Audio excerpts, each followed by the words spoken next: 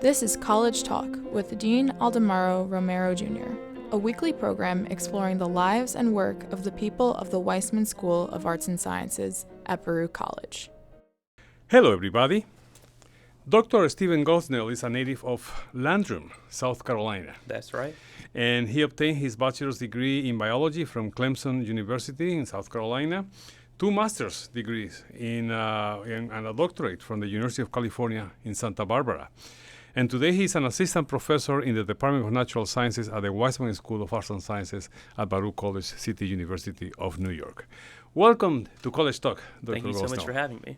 I was looking at your CV and remind me a little bit of some other people who I have known who have told me at the age in which they became interested in science. So I wanted to ask you, when do you feel this interest for science, to become a scientist? You know, I think I had the interest really early, actually, and I probably tried to get away from it. I grew up in rural South Carolina, as you mentioned, in a very small town. I was someone who was outside on a regular basis. I enjoyed playing in the streams and creeks around me. We'd catch crayfish and salamanders, and was always interested in those type of questions. I remember having library books about the animals that were around us. We would take weekend visits to the Blue Ridge Mountains and the Pisgah Forest. And I just really enjoyed being outside. But when I worked towards high school, I was not pushed, but more encouraged to go towards engineering. It was a place where science and math would really fit in well. I had those interests, and I was really encouraged to move towards engineering. So I entered college at Clemson University as an engineering major, and it took me a few years to wind my way back to the biology program, actually. Now, you talk about going through creeks and lakes and that sort of things. Is that why you became also an aquatic ecologist more than anything else? Shockingly, that would be a nicer narrative to weave, but I ended up doing aquatic biology just because of the happenstance of what was around me. And what I mean by that is I'm always interested by what I see. So, at South Carolina, I was closer to the mountainside of the state, so it was smaller streams. In college, when I worked in a biology program, I was working on caddisfly larvae, the things people use when they're tying, to go fishing, they're tying your own flies. I was working on those species in streams. But I was really just interested in how species respond to the environment they're around, the basic ecology, and why we see such diversity among mountain streams or among vast swatches of the earth, why you see differences and what maintains those differences. When I moved to California for my graduate work, we were right on the coast. I mean, I could walk. I lived 5 blocks from the ocean, which was amazing. And my office on campus, I could look out the window and see the ocean. And there's such a long history in ecology of focusing on intertidal sites. The classic work on the West Coast with the sea stars and the snails, that anyone who takes a basic ecology course, they read about.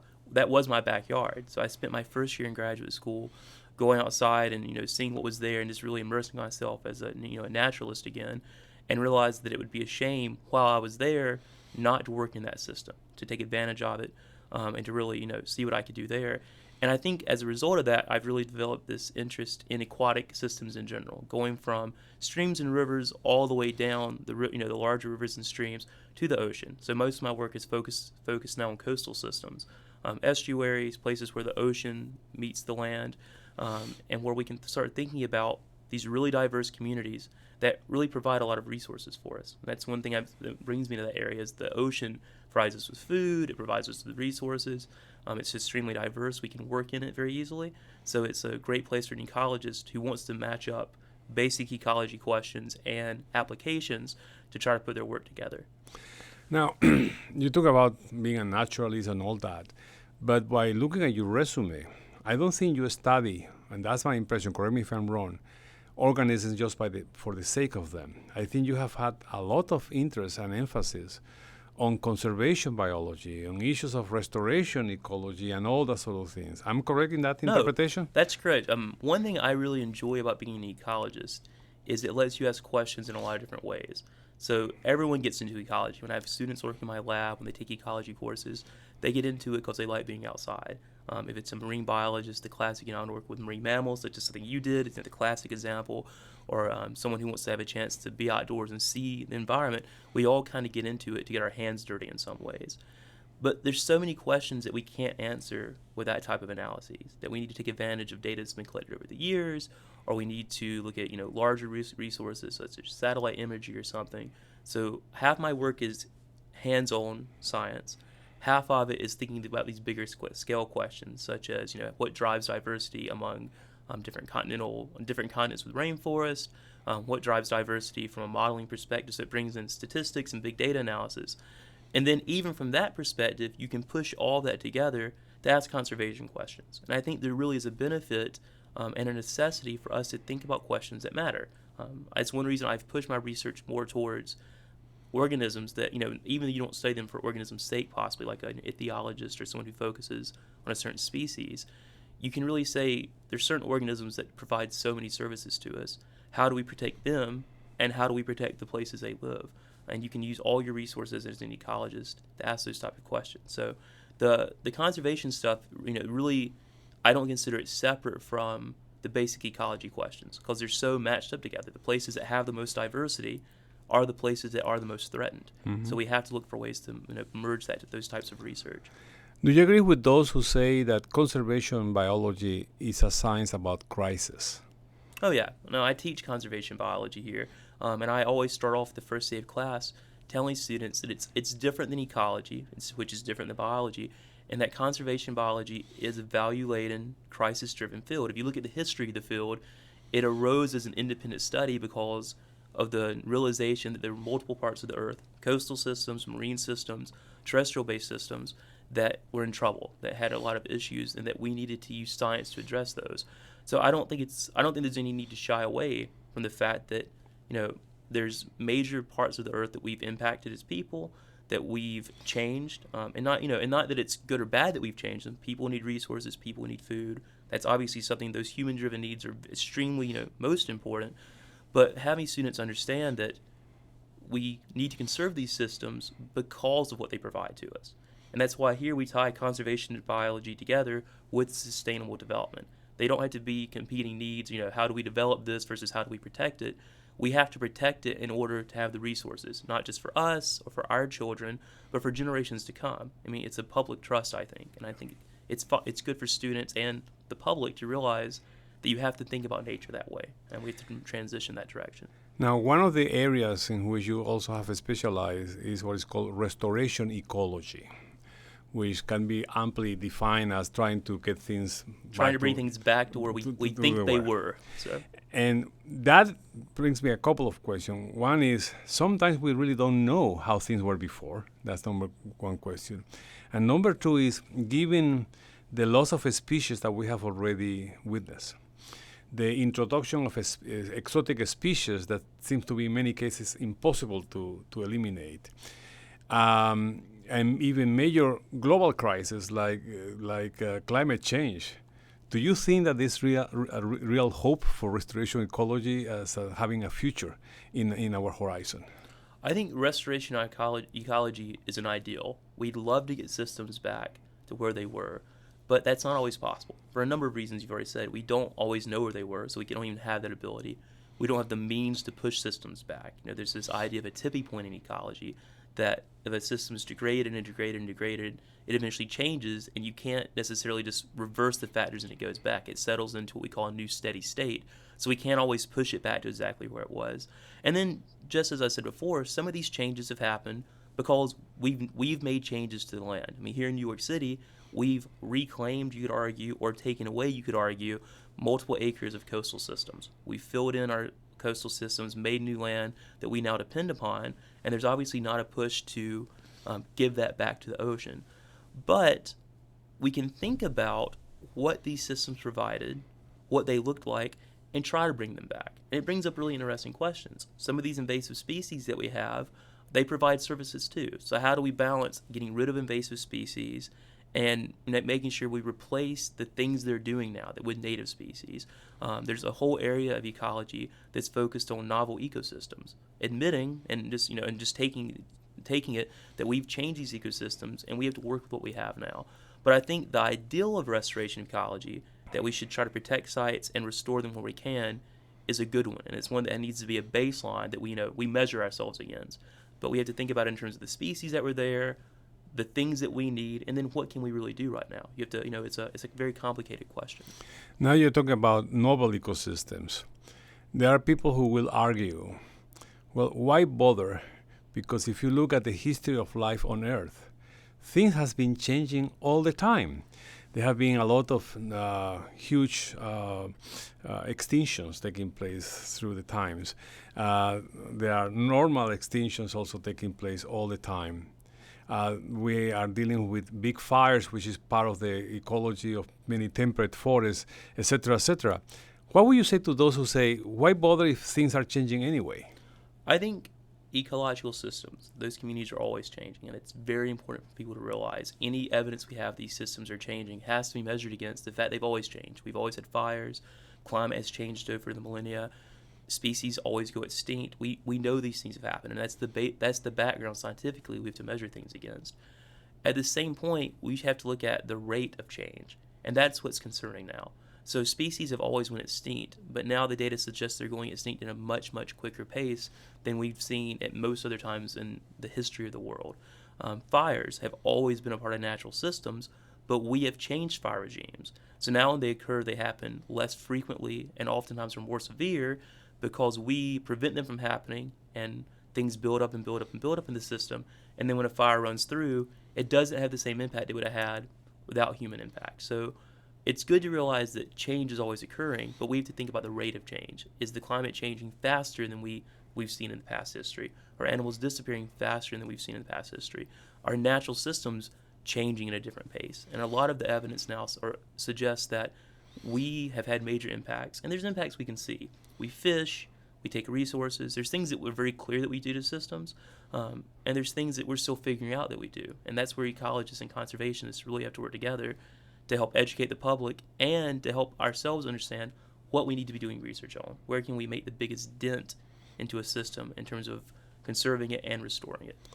Another controversial issue in this area is the issue of reintroducing a species, particularly when it comes to big predators in areas where there is cattle ranching. And many of these ranchers have complained that say, well, now these animals that you're reintroducing are actually affecting us financially because they're going after our stocks. What would you say to people who have these doubts about reintroducing a species? What's the value of doing that? So there's numerous values you can talk about, but I think it's really important to say at the beginning of that the people who have these concerns, their views and their values really do matter. And that's something that conservationists who are making these plans and ecologists who are trying to figure out how to work with them have to realize. So for examples of major predators reintroductions, we extirpated or caused a lot of these species to go locally extinct through hunting them. Wolves are the classic example from the western United States and other parts, including here in New York. We've lost those populations because we feared them. We thought they were impacting livestock. We thought they might impact us. So we caused them to go extinct. When we do that, we change the system. So in New York, for example, we have a huge abundance of herbivores now, deer, that have a major impact on human society that we don't think about. So deer cause a huge number of fatalities and accidents every year by running into traffic, but no one thinks about deer as being dangerous, much as we picture a wolf or maybe a cougar or something being a danger. In addition to trying to get the system back to where it was, you also think about the big picture of what these animals bring back. So they restore systems to a normal balance, which helps with disease dynamics, transmission of Lyme disease. Other things can be affected by having these top-down forces. But also, when we put these predators back in, they change the human landscape. So ranchers, livestock owners might be adversely affected, and they should be compensated for that. It's a national problem where people all over the country can say we want wolves back here or we want bears back there, but the brunt of the cost is oftentimes borne by the people who are directly there, so their opinions matter. But at the same point, from a financial perspective, bringing these predators back oftentimes brings in economic incentives. They bring in tourism, they bring in industry, they bring in ecotourism. So I think it's a question of balancing what's coming back into the system and, helping people mediate those costs or mitigate them if you can, to try to make sure that they're not bearing the brunt of everyone else's, dreams of reintroduction. But I think they have these reintroductions have the ability to make these systems better in terms of restoring them to a natural state, helping with local ecosystems, and benefiting people at the same time. Now, you mentioned something that was very interesting, is the case of overpopulation of deers. Because of precisely the lack of those predators, fewer and fewer of them, there are more and more of these animals. And most people don't know that actually organizations such as the National Park Service private organizations like the Nature Conservancy, Audubon Society, etc., they actually harvest deers by hiring some professional hunters. They have to cull the herds. Exactly, because there are just too many of them that are ending the vegetation. Only to be sure they never do it in public to avoid this bad publicity.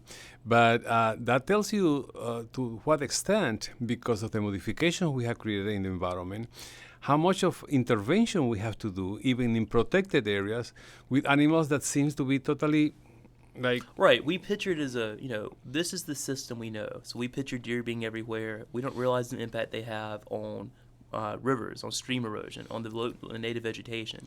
It's hard for us to understand what these systems, like you said before, what they really looked like before we started making these big changes. And we've had to replace a lot of roles. Now we harvest them. We're still hunting for resources and for food. And we sometimes have to cull herds to stop disease transmission. Things that naturally might have been handled by these major predators and led to a really different looking system than we have now. So no, it's definitely something that most people don't realize, that it's not that we take the predators away and we're safer. I mean, that was kind of the original idea with getting rid of these species, but it doesn't work that way. We've made major changes that trickle down. It's an idea that everything changes. A trophic cascade is what we call it in ecology. So when you remove that predator, things can happen because you've taken out this major player in the system. Going back to the area of your specialization, which is aquatic ecology, what do you think are the major threats that aquatic ecosystems are facing, both in the United States and at worldwide level?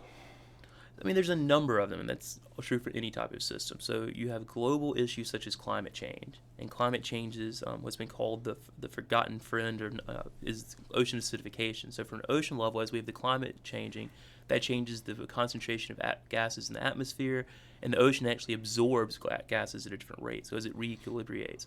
And these small changes in chemical matters can actually change the pH of the ocean. They can make it more acidic. That's why I call ocean acidification.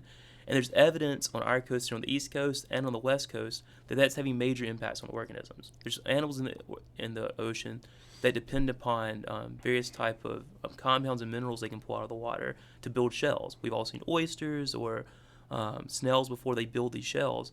And very small changes in water quality can actually make the water acidic enough that they have trouble building those shells. And that's a one-time stop you to think about. If you're an oyster building a shell and you're growing up and you hit a bad patch where you can't build a shell, that may be a fatal incident. Or even if you're older, it may have a big impact on reproduction and mortality. So there's global issues like that have to be addressed very differently than local issues. So here in New York City, we have issues with eutrophication. We put a lot of nitrogen into the water. Which means that it's high. Right. You basically are adding fertilizer to these yes, systems. Exactly. And that happens in many major cities and many major ports. And again, we don't think about it. People use fertilizer for a variety of purposes all up and down the Hudson and along most major rivers.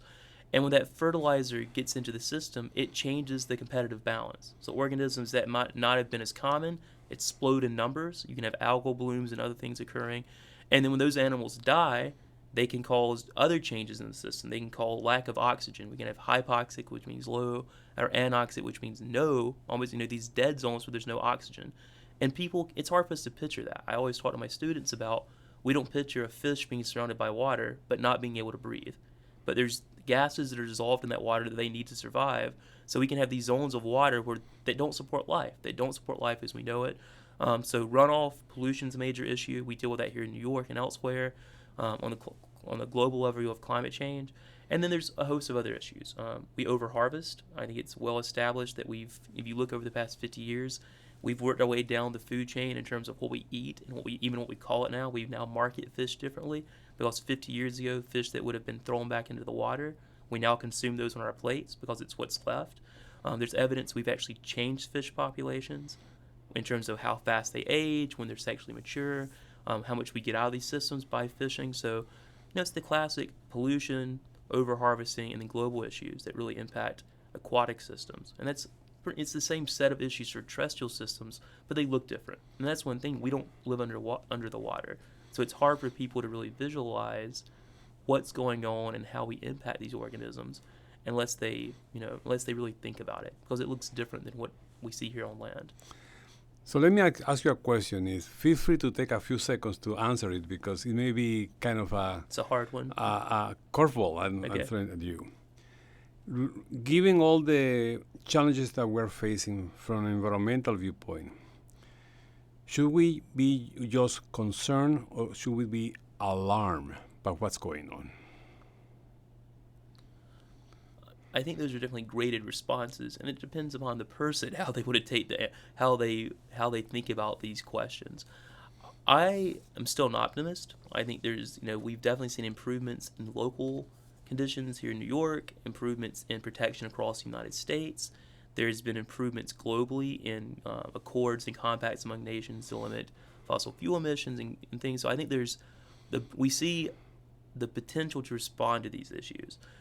The alarm isn't necessarily a bad thing because people need to realize what we're doing. So I think at the same point we say it's getting better, but these are long-term changes. So even if we stopped now, some of these systems are already on a trajectory to keep changing for 50 years to a few centuries. I mean, there's animals that we call it extinction debt, where they're alive now and we can go count them, but we know the species they count upon. So trees that have certain pollinators. If those pollinators are gone, the trees or flat plants may stick around until they die, but there's not a next generation. So we need to realize that what we do today is going to have impacts that we can't even picture for centuries. So we have to be able to respond to those. So I think somewhere between the two, I think alarmed with optimism or concerned but very aware are good places to be because it's up to people. I mean, and these are decisions we all contribute to.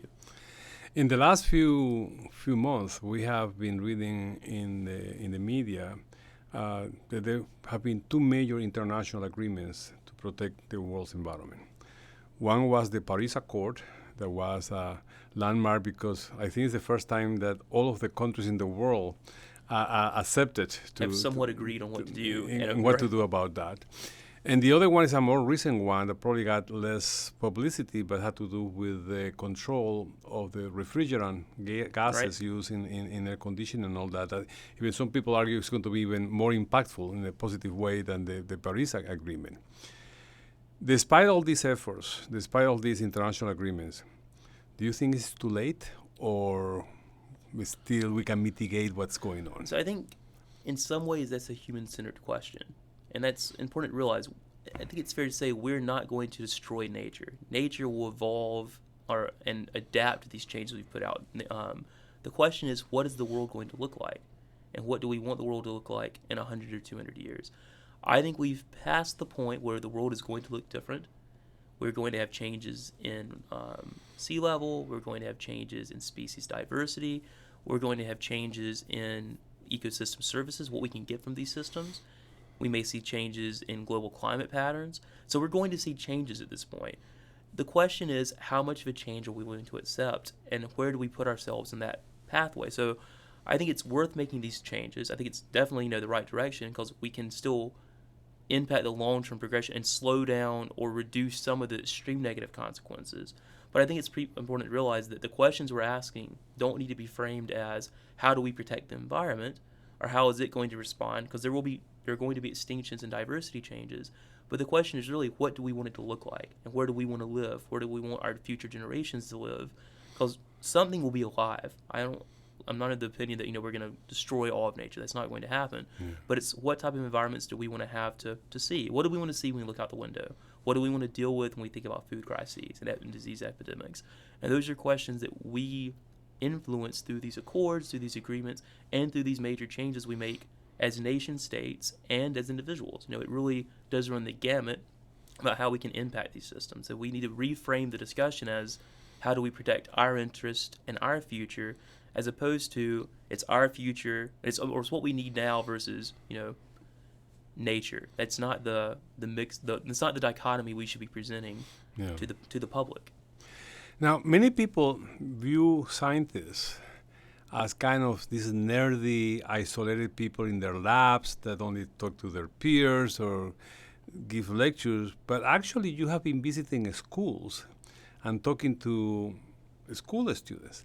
Tell us about that. Yeah, so I really like working with young students. I had an opportunity as a student in South Carolina to take part in a college research program, and it really changed my perspective on what I wanted to do with the rest of my life. It showed me opportunities that didn't really existed and exposed me to new careers and probably led me to where I am today.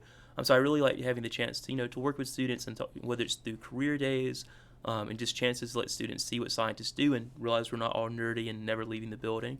Or on the other side, really helping them see what science looks like, because science and math can be scary topics sometimes. And if we can let them see that they matter and that they can be applied, it makes a difference in how students perceive them. So I've been working extensively with the Harbor School here on Governor's Island. We actually have seawater space set up in that area there, and we conduct experiments there. And we also work with the students to help them carry out long-term research projects. So instead of learning about the scientific process and about controls and replication and basic statistics through a classroom setting, we have them doing it along with the teachers who are there by doing real science, looking at how predators impact prey growth, talking about how we set up replicates, talking about how you analyze data and cultivate data sets. And that's been a chance to really expose them to, what science looks like and what scientists do, and get rid of this image of, lab coats and clean benches, because my science looks very different from that. It looks a very different approach to doing things that ecologists have the opportunity to do, and I think it's good for students to see that. Well, and commend you for doing that, because I think, after all, our children are the best hope that we have for the future. No, we all. I think it's I really enjoy doing it, and I think it's important as scientists that we should be able to explain what we do to children. If we can't explain what we do to children, it's not the children's fault. It means we're not explaining it well enough. Exactly. And it's important that we help them understand. Find the next generation and mentor them. And it's been a great way to work with the high school students and also undergraduates here at Baruch in doing that type of work. In the minute that we have left, I would like to ask you, what is your next big project? I think the next project that I'm interested right now is here in the city, trying to take a larger scale approach to some of these questions you've been asking, reintroduction and coastal systems. We are starting to think about this question that if you want to restore oysters here in the city, if you want to bring them back, if you want to bring back Spartina, any of these native communities, we've developed methods now to build the organisms, to breed them, to get them to make babies basically that we can put out somewhere from many of these species. But the question is, where do we do it? There's a lot of harbor here in New York. Where do you set out and think here's your best chance for reintroducing species? And we've been developing some new models in the lab, some new approaches to doing that, using a special class of mathematical models that can take in data from temperature, salinity, things that matter to an organism, and help us predict where they'll grow best in the future. So I think this is one of those questions that came out of a very clear need. I was sitting at a round table last fall, and they put out a map of the Hudson River estuary to a group of biologists, and they said, where would you plant oysters? And we got little push pins, and we put them in, and when you looked at the map on the wall, there wasn't a very clear consensus. It was all, I've worked here and they live, or I've worked here and they don't, or I've seen them here and seen them there. So I think if the lab can offer a quantitative backbone to start answering those questions, it'd be really interesting academically, but also be very, very applied and push those areas together. Well, thank you very much to Dr. Stephen Gosnell of the Department of Natural Sciences here at Baruch College. And next week, we'll be talking about the issue of the future of religion in society with Dr. Robert Pliken of the Department of Sociology and Anthropology. So stay tuned. This has been College Talk with Dean Aldemaro Romero Jr., a production of the Weissman School of Arts and Sciences at Baruch College. All rights reserved, 2016.